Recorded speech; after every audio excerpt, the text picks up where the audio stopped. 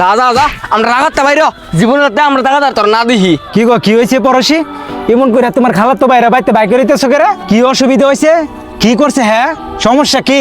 আরে হ্যাঁ আমারে কইতাছে হ্যাঁ নাকি লাভ ম্যারেজ করবো। আরে হ্যাঁ লাভ ম্যারেজ করলে করুক, এ তোমরার মতো মাইগা বেড়িয়াতে লাগিও এ সমাজটা নষ্ট হয়ে যাইতাছে গা। আরে এখন যে যুগ আইছে সেরা সেরা রে বিয়া করতাছে, আবার সেরি সেরি রে বিয়া করতাছে। আর হ্যাঁ তো বালা সেরা হয়ে সেরি লাভ ম্যারেজ করবো, এন খারাপ কি? আরে আমরা গোষ্ঠী তো লাভ ম্যারেজ চলে না। আরে বোকা, লাভ ম্যারেজ করা তো ভালো, একজন আরেকজন রে চিনলো বুঝলো। আর যদি তুই হ্যাঁ লাভ ম্যারেজ নাই করাস তাহলে ছোটবেলা হ্যাঁ মুসলমানি কেড়ে করাইছিলি। আরে আরে তুমি চুপ থাহ, আমি কই তুমি শুনো।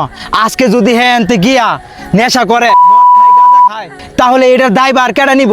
আরে হ্যাঁ একটা মায়ের ভালো লাগছে ভালোবাসছে, হ্যাঁ বিয়া করে সুখে শান্তিতে থাকতে চাই, এতে সমস্যা কই আমি বুঝতাছি না। আরে হ্যাঁ বিয়ে স্টেবিলিটি লাভ ম্যারেজ করবো। আরে এইটা তো আরো বেশি বালা।